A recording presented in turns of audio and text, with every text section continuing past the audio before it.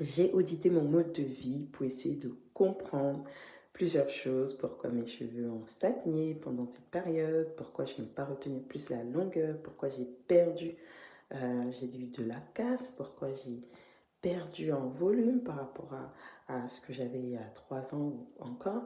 Et j'ai pu noter de nombreuses erreurs que j'ai faites, dont certaines sans forcément avoir conscience de l'impact ou à quel point ça pouvait être dévastateur pour mes cheveux. Parmi ces erreurs, je vais vous partager déjà le fait de dormir sans mettre ses cheveux en plis, donc faire des twists ou des bandes-notes par exemple, ou sans mettre pardon, mon bonnet avant de dormir. Donc vraiment, c'est pas bien pour mes cheveux parce que cela cause vraiment des frottements, ça enlève l'hydratation de mes cheveux dans la nuit, ça fragilise ma fibre capillaire, ça cause des nœuds qui sont hyper difficiles à enlever après. Et voilà, c'était dévastateur pour moi parce qu'après, au niveau du démêlage, voilà, j'avais de la casse, j'avais des nœuds, etc. Une autre erreur aussi que j'ai faite, c'est de ne pas boire suffisamment d'eau et surtout m'assurer que je bois suffisamment d'eau dans la journée. Donc c'est important d'hydrater le cheveu de l'extérieur, mais c'est encore plus important d'apporter suffisamment d'hydratation de l'intérieur. Et donc boire beaucoup d'eau, vraiment, c'est la vie, c'est important pour notre corps, pour notre santé, pour la peau et d'autant plus pour les cheveux.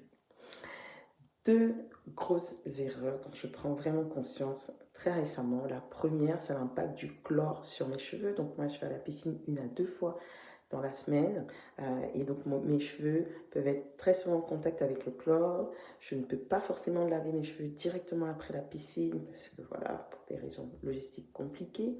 Mais voilà, j'ai pu me rendre compte après coup que l'impact du chlore a pu être dévastateur pour ma fibre capillaire. Donc je prends conscience de ça et je me renseigne de plus en plus pour faire des choses, pour à la fois trouver le juste équilibre entre trouver le bon moment pour m'occuper de mes cheveux, mais aussi voilà, éviter cet impact du chlore.